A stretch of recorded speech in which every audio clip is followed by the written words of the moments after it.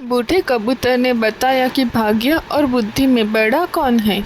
कहानी बड़ी ही प्रेरणादायक और ज्ञानवर्धक है, इसलिए इस कहानी के अंत तक हमारे साथ बने रहे। प्राचीन समय की बात है। एक बूढ़ा कबूतर और नीलकंठ पक्षी शिव मंदिर के पास एक वट वृक्ष पर बैठे हुए थे। रोज उनका उठना बैठना वही होता था और वह भगवान भोलेनाथ की पूर्ण श्रद्धा से भक्ति और निष्ठा करते थे। भक्त एक दिन नीलकंठ और कबूतर दोनों बैठे हुए थे। नीलकंठ ने बूढ़े कबूतर से एक प्रश्न पूछा और कहा, हे मित्र कबूतर, भाग्य बड़ा या बुद्धि? इस पर कबूतर कहता है, मित्र, ये प्रश्न बहुत ही दिलचस्प और विचारदायक है। ये तो तुम शांत चित्त होकर बैठ जाओ, मैं तुम्हें कहानी सुनाता हूँ। फिर नीलकंठ भी शांत चित्त होकर बैठ जाता है। वह अपने दोनों कानों को बूढ़े कबूतर की हर बात पर लगाता है और बड़े ध्यान से इस कहानी को सुनता है। बूढ़ा कबूतर कहानी शुरू करता है और कहता है, हे मित्र, प्राचीन समय की बात है। एक बार ब्रह्मा जी के दरबार में बुद्धि और भाग्य दोनों बैठे थे। बैठे बैठे दोनों में नोक झोंक हो गई। भाग्य कहता है, मैं बड़ा हूँ। बुद्धि कहती है, मैं बड़ी हूँ। ऐसे करके दोनों में बहस हो गई। भाग्य कहता है बुद्धि से कि जो काम मैं कर सकता हूँ वह काम तुम नहीं कर सकती हो। तब बुद्धि बोलती है, मूर्ख मत बनो। जब मैं किसी का साथ छोड़ देती हूँ तो वह आदमी पागल हो जाता है, मृत्यु को प्राप्त हो जाता है। तुम कितना भी उसका साथ दे दो, लेकिन वह मेरे बिना कुछ नहीं कर सकता। भाग्य बोला, अरे मूर्ख बुद्धि, तुम चाहे कितना भी उसका साथ दे दो, पर उसका भला कैसे हो सकता है जब मैं उसके साथ नहीं रहूँगा? जब मैं यानी भाग्य ही उसके साथ नहीं रहेगा तो वह कभी भाग्यवान या धनवान हो ही नहीं पाएगा। ऐसा कदापि नहीं हो सकता। भगवान ब्रह्मा के दरबार में दोनों में ऐसी बात का विवाद बढ़ता गया। दोनों एक दूसरे से झगड़ने लगे। बुद्धि कहने लगी, मैं बड़ी हूँ और मैं ही श्रेष्ठ हूँ, मुझसे बड़ी कैसे हो सकती है? मैं बड़ा हूँ और मैं ही श्रेष्ठ हूँ। तभी ब्रह्मदेव ने दोनों को बहस करते हुए देखा और मन ही मन सोचा, भाग्य और बुद्धि दोनों महान देवता है। यह दोनों इस दुनिया के शक्तिशाली और प्रभावशाली देव है और यह आपस में इस तरह झगड़ रहे हैं जो ठीक नहीं है। इसका फैसला तो मुझे ही करना होगा। ब्रह्मदेव ने बुद्धि और भाग्य से पूछा, तुम दोनों झगड़ा क्यों कर रहे हो? ब्रह्मदेव, मैं जिस मनुष्य का साथ छोड़ देता हूँ वह मनुष्य का क्या कर सकता है? वह तो अपना सारा जीवन गरीबी और दरिद्रता में ही गुजरता है। वह अपने जीवन में कभी भी खुश नहीं रह सकता। इतना सुनते ही बुद्धि बोल उठी, भाग्य झूठ कह रहा है। जब मैं किसी का साथ छोड़ देती हूँ तो वह मृतक के समान होता है। भगवान ब्रह्मा ने दोनों की बात ध्यान से सुनी। उनकी बात सुनकर ब्रह्मदेव मन ही मन सोचने लगे, इन दोनों की समस्या तो बहुत गंभीर है। इसका फैसला कैसे किया जाए? फिर ब्रह्मदेव ने दोनों से कहा, ऐसे पता नहीं चलेगा, आप परीक्षा कीजिए। भाग्यदेव, अब आप अपने भाग्य की परीक्षा कीजिए और बुद्धि, आप अपनी बुद्धि का ऐसे प्रयोग करें और करके बताइए कि तुम दोनों में से बड़ा कौन है और सर्वश्रेष्ठ कौन है। भाग्यदेव बोला, ब्रह्मदेव, जैसा आपका आदेश होगा मैं उसी का पालन करूँगा। ब्रह्मदेव ने कहा, आप मृत्यु लोक को ध्यान से देखिए।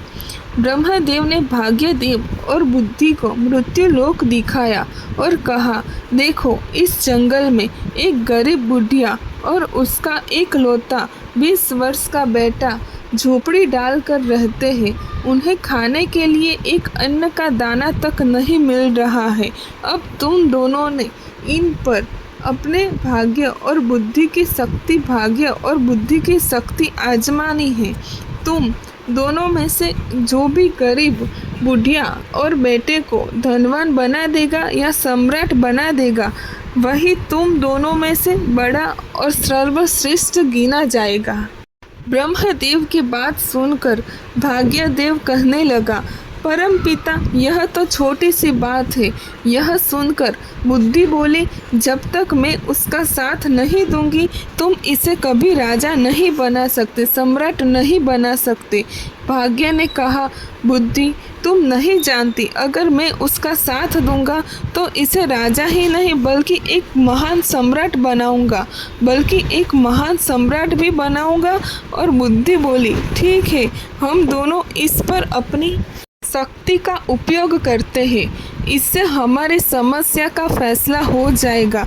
जो जीतेगा वही सर्वश्रेष्ठ माना जाएगा। इसके बाद भाग्य ब्रह्मदेव से कहने लगा, ब्रह्मदेव, पहले मुझसे अपनी श्रेष्ठता सिद्ध करने की अनुमति दीजिए। मुझे यहाँ से जाने और इस लड़के को सम्राट बनाने की आज्ञा दीजिए। ब्रह्मा जी कहते हैं, ठीक है। ब्रह्मदेव के कहने से ही बुद्धि कहने लगी। ब्रह्मदेव ने कहा, ब्रह्मदेव, मैं इस लड़के का साथ छोड़ रही हूँ। उसकी बात सुनकर भाग्य ने कहा, ठीक है, तुम अभी उसका साथ छोड़ दो और ब्रह्मलोक में जाओ। बुद्धि भाग्य से कहने लगी, भाग्य, ध्यान रखना कहीं ऐसा ना हो कि तुम इसे सम्राट बनाने के चक्कर में मार ही ना डालो। यह व्यक्ति मरना नहीं चाहिए। भाग्य कहने लगा, बुद्धि, तुम यह सब से दूर होकर देखती जाओ। आज तुम्हारी हार निश्चित है, क्योंकि मैं तुमसे ज़्यादा शक्तिशाली और बलवान हूँ। ठीक है, मैं भी इस समय इस लड़के का साथ छोड़ रही हूँ। ऐसा कहकर बुद्धि ने उसका साथ छोड़ दिया। बुद्धि के साथ छोड़ देने से ही वह लड़का अपने शुद्ध बुद्ध खो बैठता है। एक निर्गुणी बनकर रह गया, मूर्ख बनकर रह गया। अब भाग्य अपना काम करना शुरू करता है। वह देखता है कि उसे व्यक्ति के पास कुछ नहीं है। एक घास फूस की झोपड़ी बनी हुई है, झोपड़ी और केवल 3 बकरियां बंधी हुई है। लड़का उन बकरियों के खाने के लिए पेड़ पौधों से पत्तियां काट कर लाता है और उनमें से ही उसको ही चलाता है। वह पूरा दिन इसी में ही गुजार देता है। उसकी स्थिति देखकर भाग्य सोचता है, इसके पास ना ही अच्छे वस्त्र है और ना ही पैरों में पहनने के लिए जूते। अब मैं इसका साथ दे रहा हूँ और इससे राजा बनाकर रहूँगा। भाग्य ने पासा पलटा। जिस रास्ते से वह चरवाहा निकल रहा था उसी रास्ते में भाग्य ने एक सुंदर सोने की जूतों की जोड़ी रख दी। लड़के का ध्यान उस जूतों पर गया। उन्हें उसे पहचान नहीं पाया कि यह सोने के हैं या किसके हैं। बस उसे तो पहनने के लिए पैरों में जूते चाहिए थे और वह उसे मिल गए थे। वो सोचने लगा, चलो जूते तो मिल गए, इससे मेरा बहुत समय का काम चल जाएगा। जंगल से वो बकरियों के लिए चारा लाता और बकरियों को चराता था। इस समय उसको पैरों में कांटे नहीं चुभेंगे, वो वही सोच रहा था। उन जूतों को पहनकर वह अपने घर आ जाता है। प्रतिदिन उसकी यही दिनचर्या चल रही है।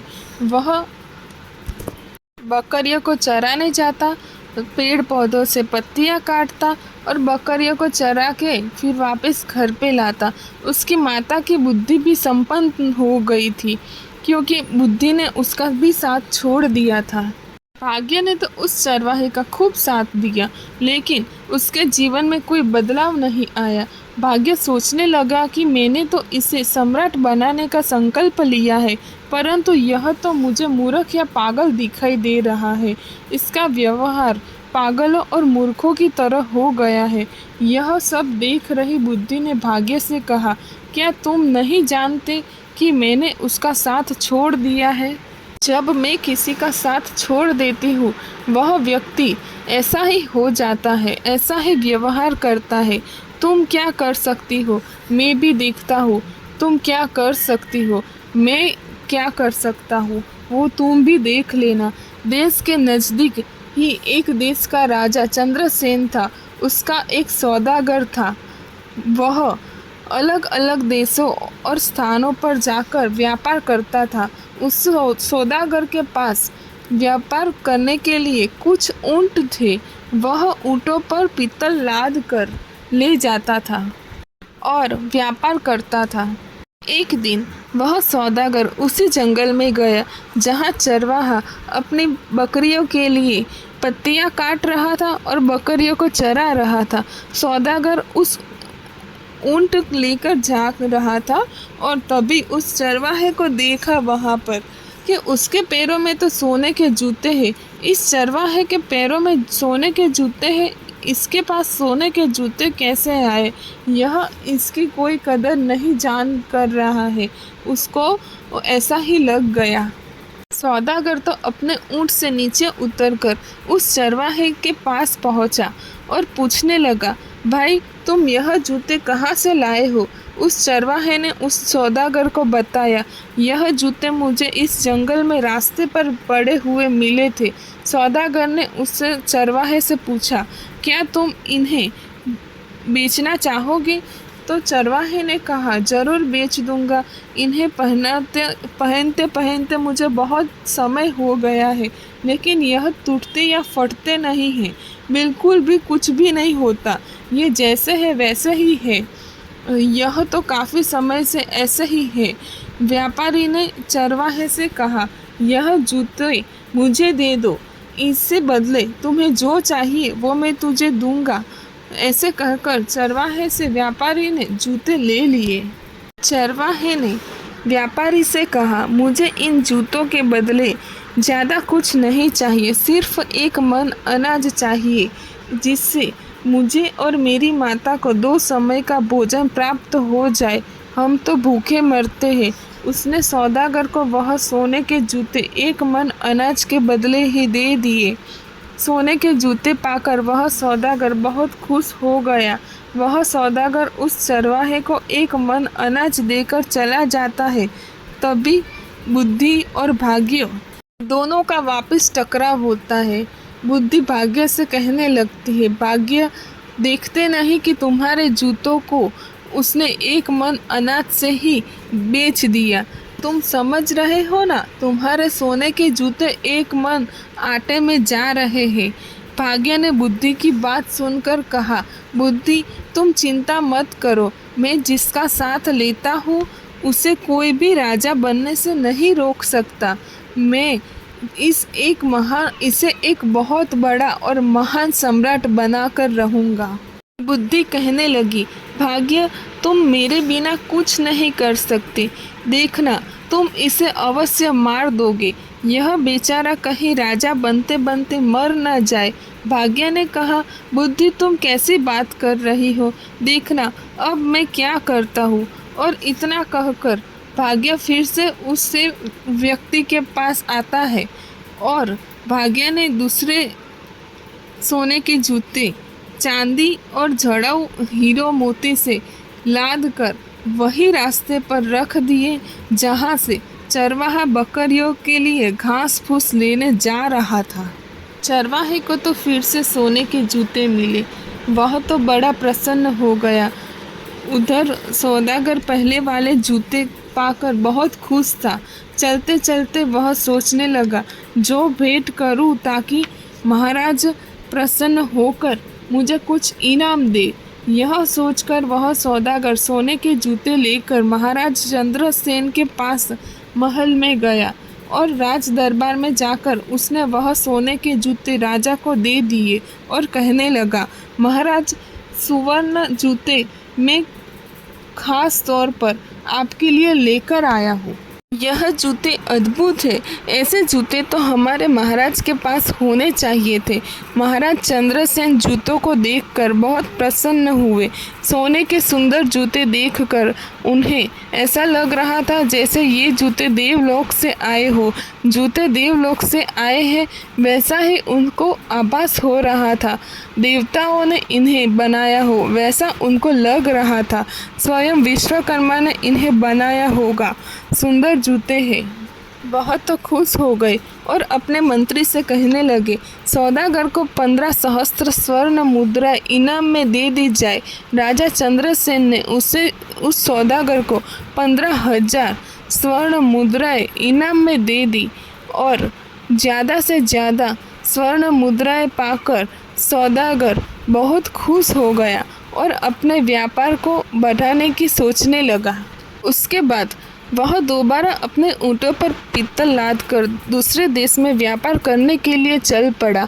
वह सौदागर अपने व्यापार के लिए उसी जंगल से होते हुए जा रहा था। वहाँ चरवाहा अपने बकरियों को चरा रहा था और अपनी माता के साथ रहता था।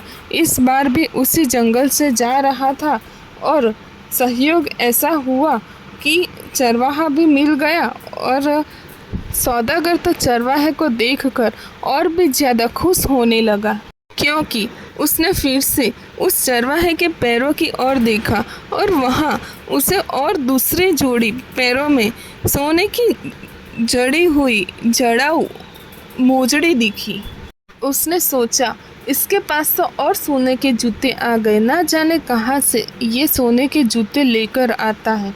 सौदागर ऊँट से नीचे उतरकर वो चरवाहे के पास गया और चरवाहे को बोलने लगा, क्या तुम फिर से इन जूतों को मुझे बेचना चाहोगे? चरवाहे की तो जैसे मन की मुराद पूरी हो गई। इस बार आपको इसके बदले में 1 बोरी चने की मुझे देनी पड़ेगी। सौदागर भी खुश हो गया और बोला, हाँ हाँ ठीक है, मैं 1 चने की बोरी दे दूंगा। चरवाहे ने एक शर्त और रख दी। वह बोला, चने भुने हुए होने चाहिए। सौदागर ने उसकी यह बात भी मान ली। 1 बोरी भुने हुए चने की उसको दे दी। वह चरवाहे से सोने की जूती लेकर आगे निकल पड़ा। सौदागर के मन में यह विचार आने लगा, 1 जोड़ी जूते तो मैंने महाराज को भेंट किए थे, उसके बदले में महाराज ने मुझे 15,000 स्वर्ण मुद्राएं दी थी। इस बार हो सकता है महाराज मुझे पिछली बार से भी ज़्यादा बड़ा इनाम दे। मैं इनको भी महाराज की सेवा में लेकर जाता हूँ।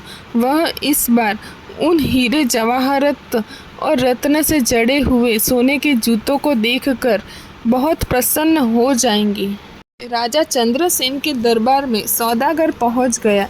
राजा से बोला, मैं आपके लिए हर बार कोई ना कोई विचित्र वस्तु लाता रहता हूँ। महाराज, मैं आपके लिए हर बार कोई ना कोई विचित्र वस्तु लाता ही रहूँगा। राजन, आप इन्हें स्वीकार कीजिए। राजा चंद्रसेन ने जब जूतों को देखा तो कहने लगा, सच में यह बहुत सुंदर है। यह सोने के जूते पिछली बार के सोने के जूतों से भी ज़्यादा सुंदर है। सौदागर, मुझे तुम यह बताओ कि तुम यह जूते लाते कहाँ से हो, फिर तुम्हें देता कौन है? अब सौदागर क्या बोल सकता था। जब सौदागर ने अपने मन में सोचा कि मैं थोड़ी ना ये सब बात बताऊंगा चरवाहे की। सौदागर को तो कुछ समझ में नहीं आ रहा था कि क्या बोले, राजा को क्या जवाब दे। कुछ तो सोचकर विचार कर जवाब देना ही पड़ेगा। महाराज, दक्षिणी देश में एक सम्राट है। सम्राट के यहाँ मैं अपने पित्तल का व्यापार करने जाता हूँ तो वह इनाम में ऐसे जूते दे देते हैं। उन्होंने 2 बार मुझे सोने के जूते दिए तो मैंने दोनों बार आपकी सेवा में अर्पित कर दिए। यह सुनकर राजा सौदागर से बोला, सौदागर, क्या उस राजा का कोई पुत्र है? सौदागर ने फिर झूठ बोल दिया। उसने कहा, नहीं महाराज, अभी तो वह सम्राट खुद ही कुंवारा है, उनका विवाह भी नहीं हुआ है। यह सुनकर राजा चंद्रसेन बोले, ठीक है, हम अपनी पुत्री का विवाह उससे करना चाहते हैं। तो फिर मित्रों, क्या आप आगे की कहानी और सुनना चाहते हैं? तो प्लीज़ हमारे पार्ट 2 का वेट कीजिएगा और वो भी सुनिएगा। Thank you.